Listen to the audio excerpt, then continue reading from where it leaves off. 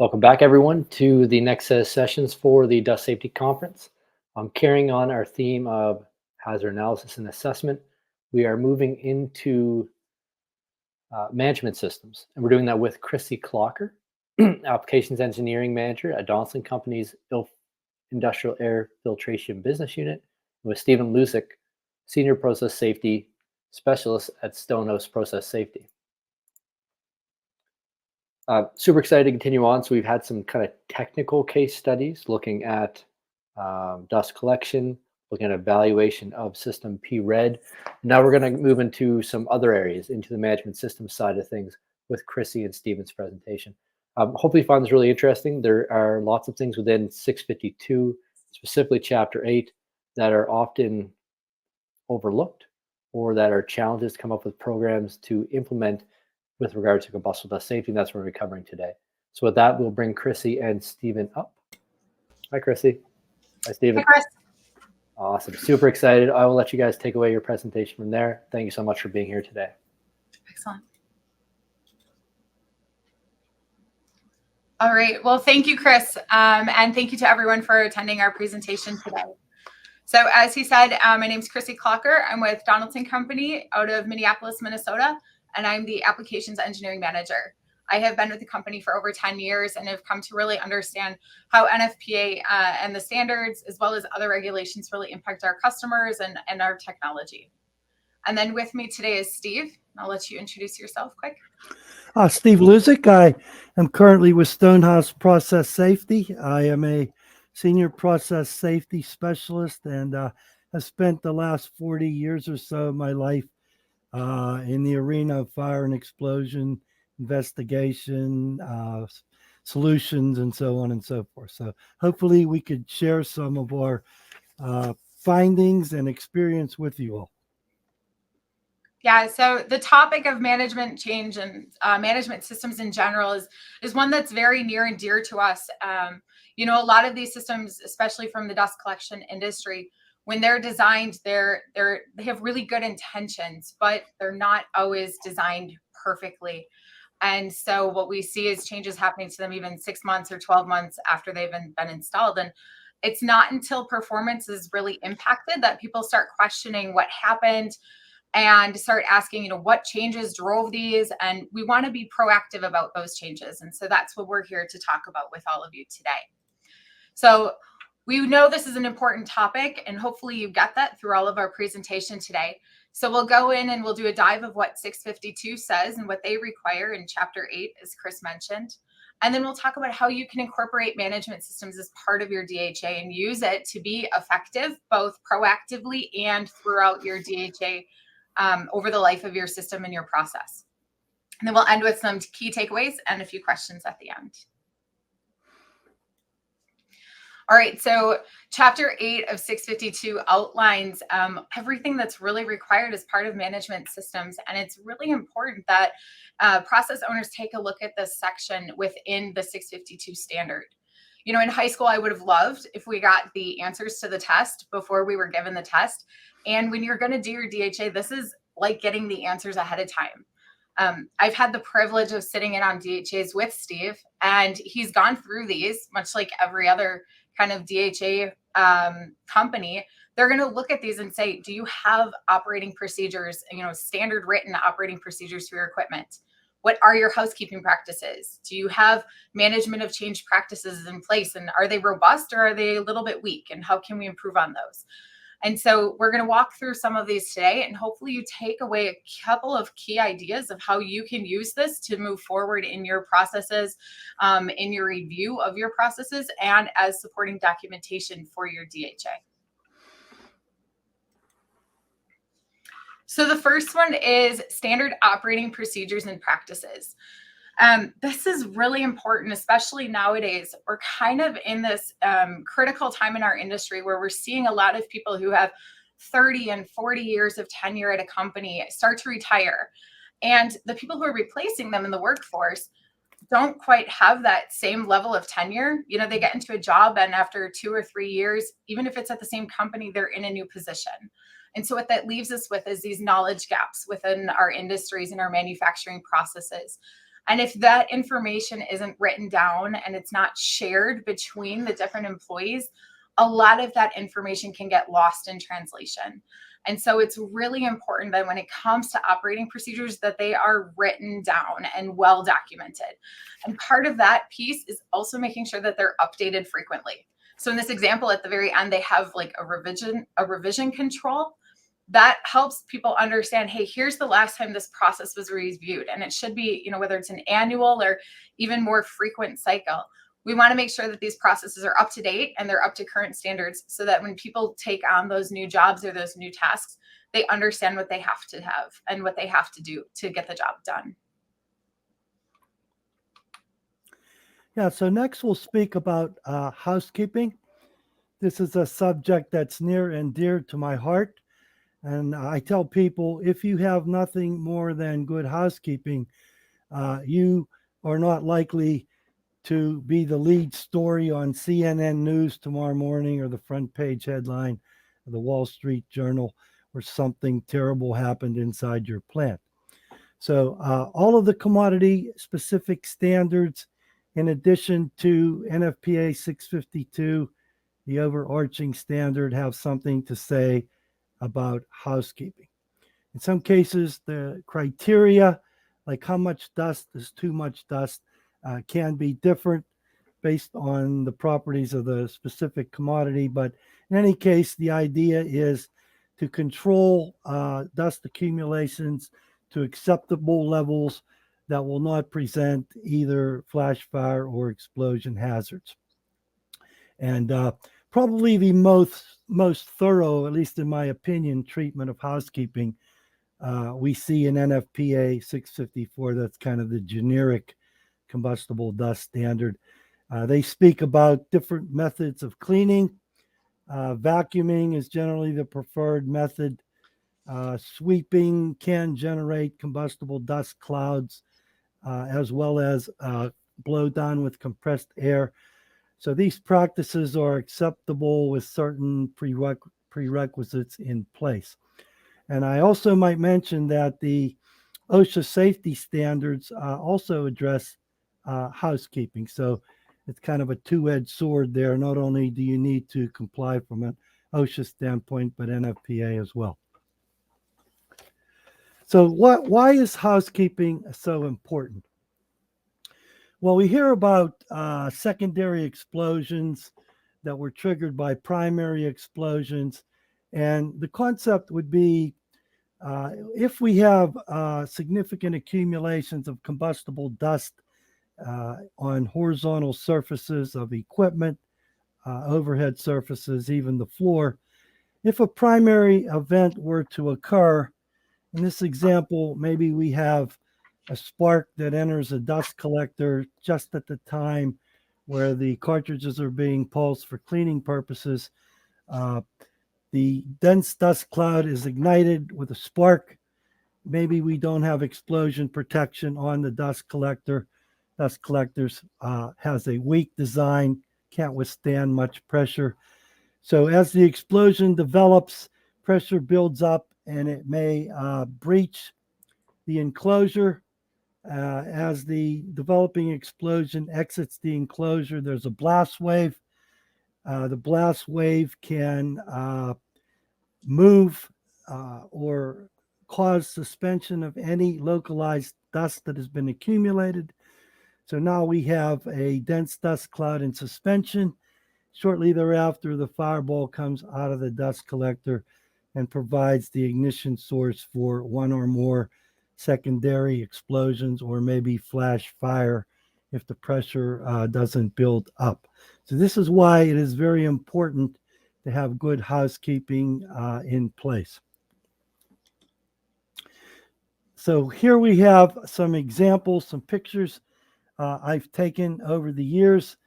And, sometimes we go into places and try to get out of there in a hurry. Here we see some extreme examples of dust accumulations on the floor, on structural members, on equipment. The picture in the lower left-hand side, that is a belt drive area. We have thick accumulations of dust. We have electrical equipment We have a chain-driven belt, and this is just an accident waiting to happen, for example.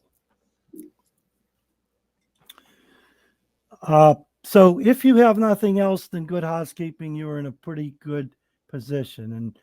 And pay particular attention to overhead surfaces, because that's where the fine dust can land. Smaller burns faster and requires less energy to ignite.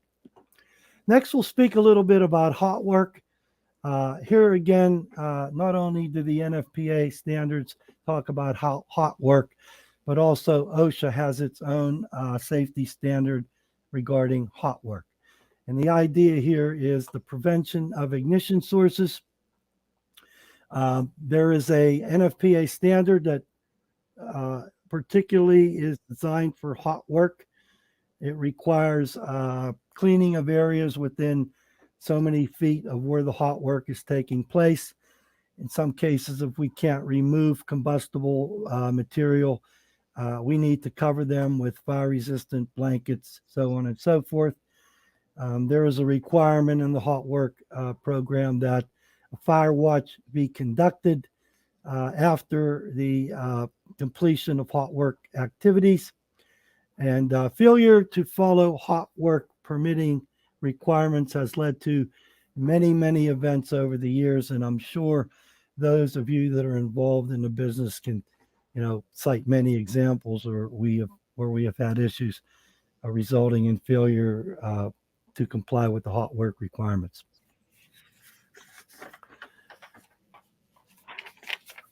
So personal protective equipment is pretty self-explanatory. This is usually one that you can identify pretty quickly if it's available within your facility. A lot of times this involves having kind of signs or placards located throughout the area to identify is hearing protection, are steel toes required, eye protection, and then anything else. And then as a visual, right, you can go out to the plant floor and see, are people actually complying with that? Are they wearing the proper PPE? In some cases, you might need to have additional measures that are taken, flame retardant clothing if you're welding or taking other measures, sometimes having a PAPR or other pieces of equipment. But we want to make sure that not only are we providing PPE for our equipment, but the employees who are doing the work are actually using it. This is for their best interest. And so a lot of times, if you can get them to buy in on why they should have this, why they should care about protecting themselves, and understand that as the process owner, it's your job to also help them make sure that they've got a safe environment that they're working in. So PPE is one that is fairly easy to kind of document. When it comes to inspection, testing, and maintenance, there's kind of a lot that can go into this. Most processes that generate combustible dust are going to have some sort of dust collection system tied to them. And so the important thing is that we want to make sure that all of those components are doing their job. So are the hoods designed properly? Are they actually capturing the material that you want them to capture, and not too much and not too little? Are the ducts actually conveying the material and not dropping out material within the duct? So do you have adequate conveying velocity? Filters, are those being replaced in a timely manner so that you don't have a buildup of differential pressure? And then making sure your fan has adequate airflow to pull that air through those hoods, through that series of ducts, through the collector, and then out the fan. One of the important things is understanding what is the design of the system. Why is it here? Why do we have it? What's its purpose and intent? And when you understand that, then making changes to your system, or if they're made, you'll be able to identify, are we still meeting the design intent? And so understanding what's the design of the system, and then where are the actual conditions, where do we stand, and then how do those changes differ? We're within tolerance, great. If not, what changes do we have to make, or what's the impact of those changes? Along with the system, understanding controls and process interlocks. So sometimes you have pieces of equipment that you want to start before or after other ones to make sure that everything is operating properly. So understanding what is the startup procedure, and then also what's the shutdown procedures for all of the equipment that you have. Again, keeping with the documentation aspect, we want to know what's going to turn on, and then make sure all of those process owners, the employees, know what to do, know what's supposed to run, so that if something happens, they can indicate that there was a failure. Preventative maintenance is really important. Again, making sure you're staying on top of your system design and you know when it's working properly to get ahead of any upset conditions or, any potential issues. As long as you're taking care of your system and you're maintaining it, it should work, right? And when it works properly, then that's a method towards reducing your risk of having an event from starting in the first place.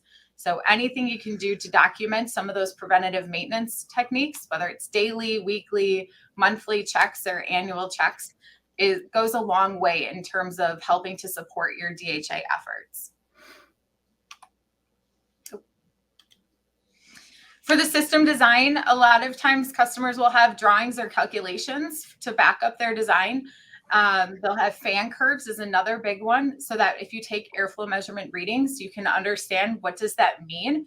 Is that within my fan's capability, or is something else causing an issue? Maintenance schedules, manuals, that's pretty standard. And then also for performance validation, how do you know your system is working? Once you've designed it with a certain objective, we want to install it, and then we want to validate that it's actually meeting those objectives. So did you do airflow testing? Did you do industrial hygiene readings, or some other way to validate the system is performing as designed? For the materials that you're collecting, it's important to have good data on the combustibility of them, especially if you're working with a combustible dust. A lot of this equipment that we have is going to be rated, and we want to make sure that it's appropriate for use with the products that you're collecting and conveying in the system. So here's an example of some dust testing information. This isn't always going to be available with an SDS sheet. I know a lot of times our customers give us SDS sheets and say, hey, okay, here, tell us if it's combustible. And that's not quite always the thing. SDS sheets are great for identifying the toxicity of a material. But when it comes to the explosivity of it, we really want to make sure that you've got good testing data. So working with a third party to get KST, PMAX, MIE values, and any other dust testing information that's needed to properly mitigate those hazards in your facility. And then documenting them for sure. Here's an example of a calculation sheet that would be used to design a system. And usually this is going to correlate with a drawing of that system. And so this is a really good piece of information if you have it, so that you can, take readings within your system and then identify, are those within design or are they without? Otherwise, we have facility layout drawings and process and instrument data drawings. A lot of times these are just used as a precursor to a DHA to identify where are we going to focus our efforts and where are we going to look at the dust collection equipment to see, do we have good equipment, good mitigation strategies in place, or do we need additional information and equipment? All right, inspection and testing of the equipment. When it comes to mitigation equipment, NFPA 68 and 69 both have requirements that you should evaluate your equipment. This is easy for passive equipment like explosion vents. Usually that can be done by a process owner. But things like a chemical suppression system or maybe a fire suppression system might have to be done by someone else. And so it's important to understand what are those timelines, what's the frequency, and who can do that inspection and testing. And then as a follow-up, make sure that they're qualified for that work as well. So now we move on to a very important management system, training and hazard awareness. It is very important in order for us to be able to effectively manage our risk, to have employees working in the plant, as well as subcontractors and any subcontractors, even visitors, be aware of the potential hazards associated with our operations. This is even an OSHA requirement as part of their hazard communication program. Training programs should be in place. Employees subjected to new jobs should be trained. There should be annual retraining of employees, and with particular attention paid to hazards that can lead to combustible dust, fire, flash fire, and explosion hazards.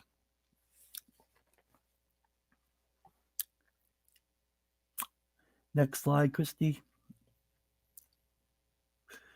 Yeah. So contractors and subcontractors come in and do the work. And if they're not properly vetted and if they're not properly trained, bad things can happen, as many of you probably have experienced. But, ultimately, who's the responsible party? It's the owner.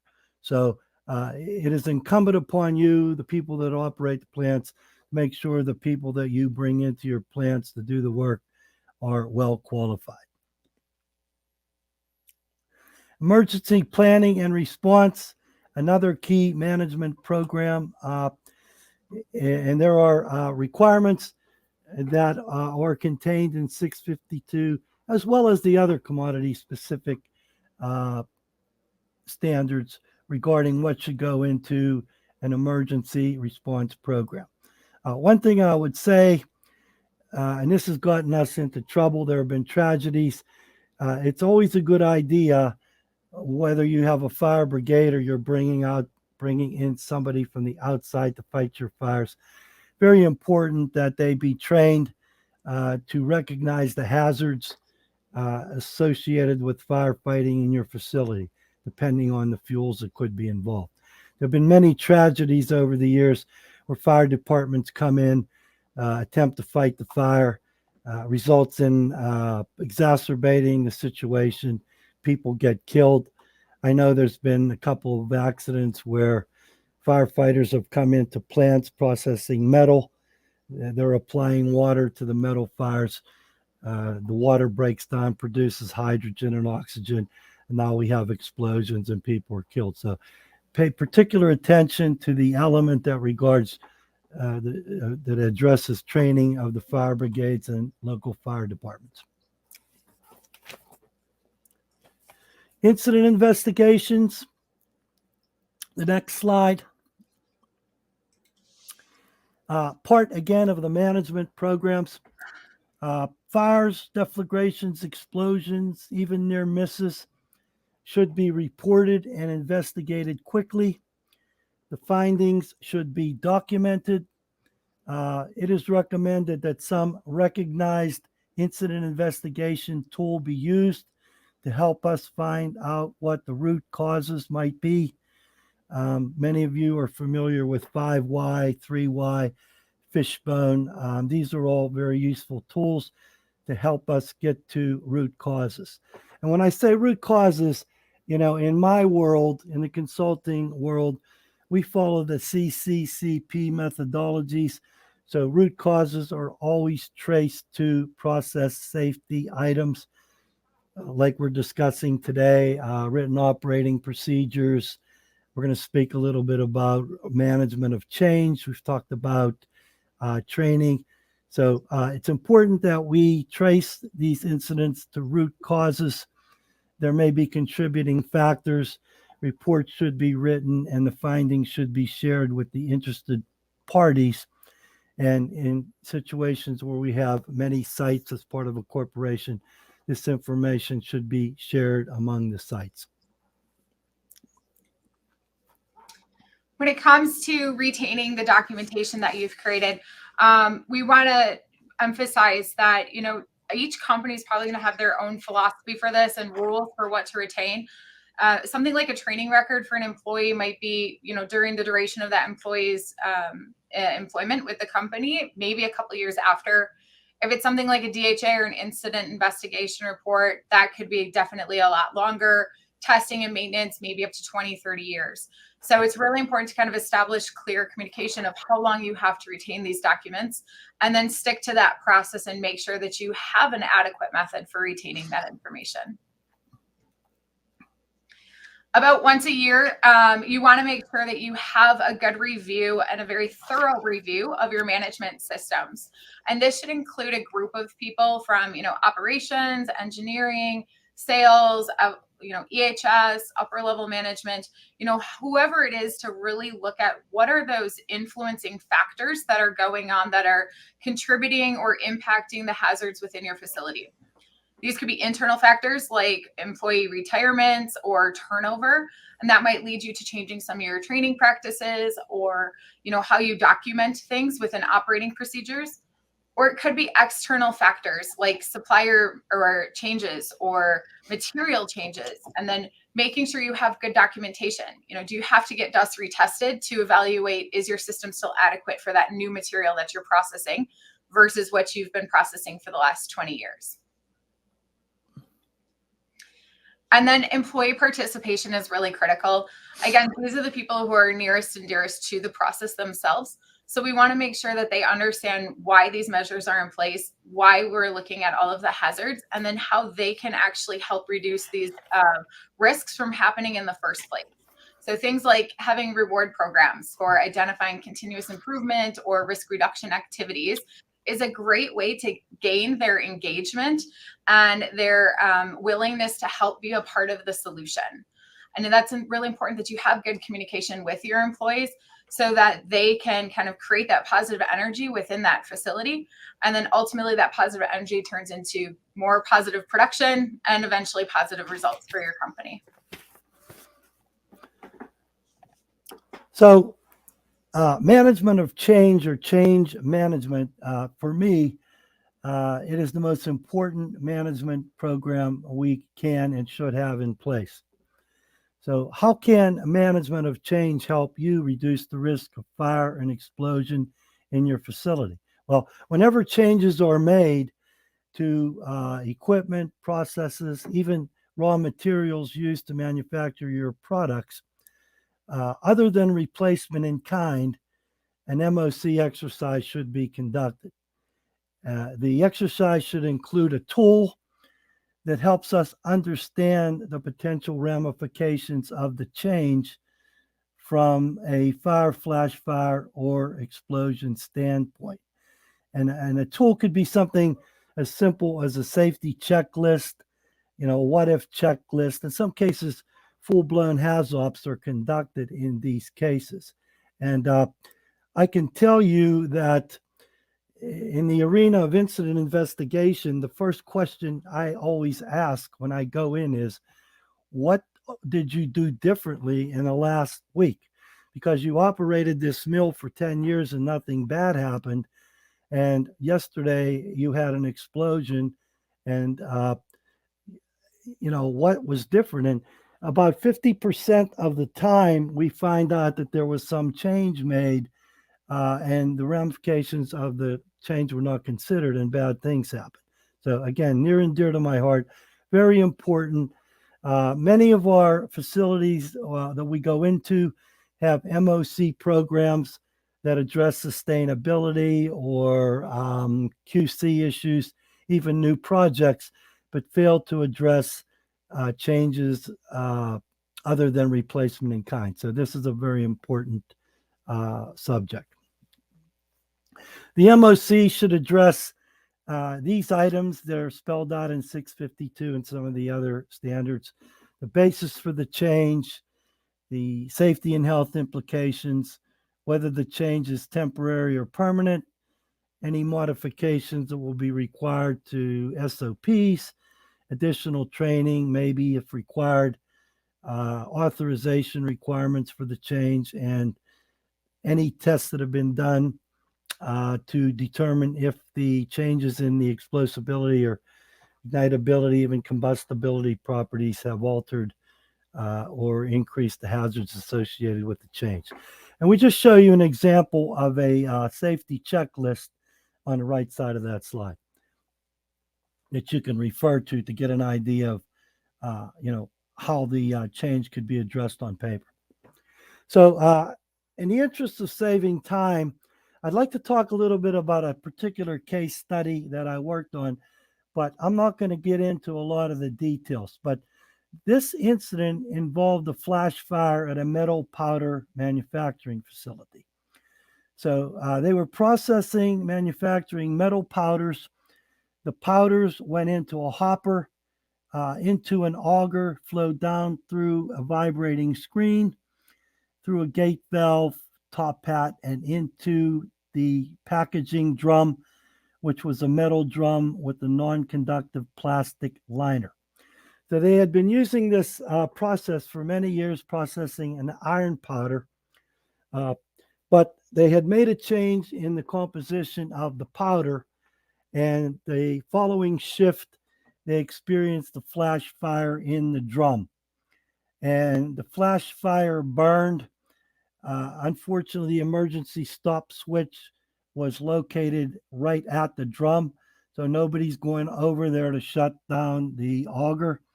So the fire burned very rapidly, and smoke filled the building, and bad things happened. So what we were able to determine by looking at some of the properties of the new and old powders,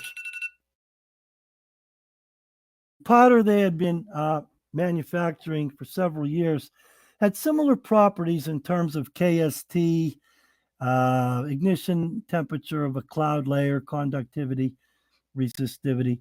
But the notable change between the powder they were manufacturing and the new powder was the minimum ignition energy. So the powder that they had been making for years had a very high MIE, over 10,000 millijoules. The new powder they were manufacturing had an MIE orders of magnitude lower, somewhere between 10 to 25 millijoules. So what we had uncovered after a lot of testing, analysis, and calculations was the fact that, you can go to the next slide, Christy, the fact that the reduction in MIE of the powder caused the charge was building up on the metal powder as it was flowing into the drum. The drum basically acted like a capacitor. You have a conductive material building up charge. You have a non-conductive liner and a steel drum. We believe that charge built up inside the drum due to the charging of the material. Charge build up to pretty high charging levels, resulting in potential energies up to 50 to 60 to 90 millijoules. And in a short period of time, there was a potential difference between the inside of the liner where the powder cloud was generated. Spark discharge occurred, pierced the liner, producing a spark inside of the vessel, igniting the powder cloud.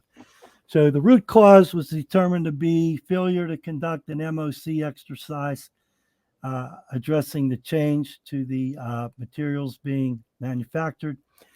Contributory factors included failure to ground all conductive components of the packaging system, including the drum, the top hat, use of a non-conductive flexible liner, and packaging bags that were not suitably conductive. They also had an issue with there was no type D fire extinguishers on hand at the site. They tried to put this fire out using an ABC extinguisher. But this is just an example of, bad things that can happen if you fail to consider ramifications of a potential change. Thanks, Dave. So I will kind of skip through key takeaways. I know one of the important parts of these is getting to questions, but really it's all about having robust management systems in place to kind of effectively manage the risk within your facility. Documentation, training, all of those are very critical factors. So with that, Chris, I will open it up to questions. Excellent. Thank you, Chrissy and Steve. One, for the great presentation, and two, for being the first ones to test having two speakers at the same time. You guys did great, by the way. Excellent work. The technology succeeded with us. We have a couple of really good questions that came in here. And the first one I just want to kick off is a little bit on dust hazard analysis and how you see management systems typically integrated into a DHA. Like, is it a case that, one, because there's a lot of them, you guys covered all 15, all 13, I guess, as of NFPA 652. Is it quite common to have them itemized out and looked at? Or I've seen other cases where people skip them all together, or maybe they pick their favorite one and they look at it. Like, and maybe this is a question for Steve, because I know it's a little more in your realm with doing the dust hazard analysis. Yeah, that's a great. It's covered. That's a great question.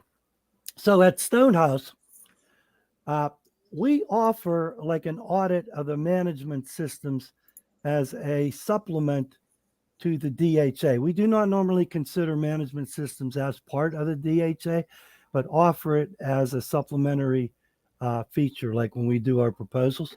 And if that happens, if they say yes, we'll go over, the systems. We'll ask questions about what do you do, and we'll take that information and compare it to what the standards require.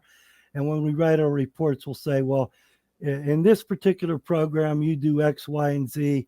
Standard requires a couple of more issues which you aren't addressing. So consider modifying your program to include these additional items. That's how we address it. Great answer. And that's kind of in line with what we heard from Chris Justo there a bit earlier, where he said a grounding and bonding study would be using an additional study beyond typical DHA.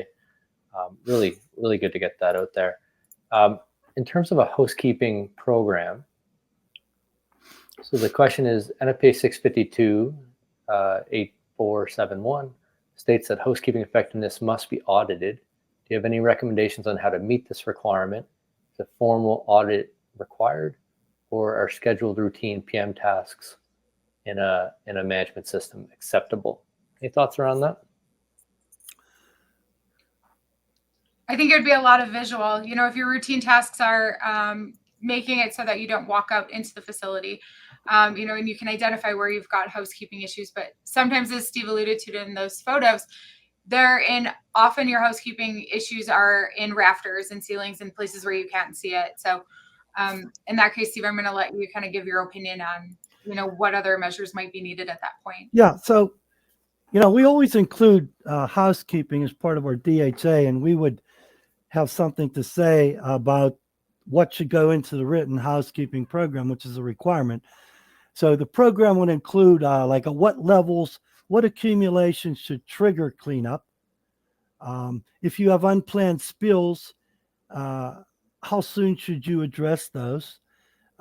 We have examples of what you need to do to set up your program to determine when you should do cleaning. And, as Christy mentioned, based on visual observations and the threshold limit of accumulation that should trigger cleanup, those sort of drive or dictate, when you need to pay more attention, the increase, decrease, or you can remain the same. So it's pretty much customized on a case-by-case basis. Yeah, thank you for that. I want to touch, I think this might be the last question. We'll see how, wow, this isn't a quick one. Probably the last question, but if you have more, put them into the chat, and there are a couple more that we'll try to send over to the speakers as well. This is on emergency response plans, and the reason I bring it up is Steve mentioned it, Chrissy mentioned it. I'll say it. We see in our incident database, out of the injuries and fatalities incidents, about half of them have a precipitating fire or smoldering mass or some sort of combustion event that gets exacerbated or not identified or cleaned up but not completely, and then the system gets started up. So I'm kind of classifying all those as emergencies or lack of an effective emergency response. Steve and Chrissy, maybe we'll close off on this question, but what are the elements of an effective emergency response plan? What should people be thinking about in their emergency identification response? And what does that look like from your perspective? Yeah, so the standards, they spell out different items that should be in the program. So certainly there needs to be, and drills should be conducted at least annually. Like how do we get out of the plant? What are our means of egress? Who are we going to identify? The fire department, or corporate leaders, whatever the case might be, local, and sometimes local, the media. Like who's going to be responsible for reporting to the media, exchange of information back and forth, training of the fire brigades. All those are important items that should go into the emergency response plans. Yep, I would add training, and then also just communication and visibility to kind of what it is. So Steve, you gave the example of not having people who had the right training in fire protection for a Class D fire, not having the appropriate extinguishing system. That is so important, especially as we get into metals and the complexity of them, is making sure you have the appropriate mitigation strategies in place to properly suppress those items. So if it's a deep-seated fire, you want to make sure you have the right equipment to put out the fire. or suppress it. And you're not just kind of going with the cheapest option, but more or less making sure that you've got the most appropriate option. Good Yeah, point. it makes a lot of sense, and I couldn't agree more. Some defining characteristics on what is too big to fight, like written down and understood. It's really good. I had a high school friend boast that they used 22 fire extinguishers at the plastic plant that they were working at, and that's too many. I don't know what the rule is, but that's too many. And what kind of size fires should be tackled, metal dust and type of fire extinguishers. The reason I bring it up as a belabored point of it is just that, again, half the fatalities that we see that aren't the entire building being destroyed from a secondary dust explosion event. The other ones where people die, it's because they're responding to a fire. They're falling off of scaffolding, or they're close to where the deflagration occurred because they were trying to prevent or protect it, or other things. So typically, we always ask that question: what's your position on use of fire extinguishers? For the most part, we get an answer: well, the people are trained in how to use them. We tell them, try to attack the fire. If it looks like you're not making any progress, or if you expel one fire extinguishing canister, and you can't put the fire out, it's time to get out of Dodge, push the alarm, and let's go. Yeah. Awesome. Well, I appreciate you guys doing this presentation on the management systems. I know it's the less, I don't know, less exciting maybe of the dust explosion world, but it's really important stuff, and it's easy to get overlooked if you don't get into it as well. So I appreciate you guys going through it. Absolutely. Awesome. We'll sign off for now. We'll be back here in just a couple more minutes with Mark Hodap's presentation on computational fluid dynamics and its use in assessing combustible dust hazards. So we'll see you back here in just a few minutes.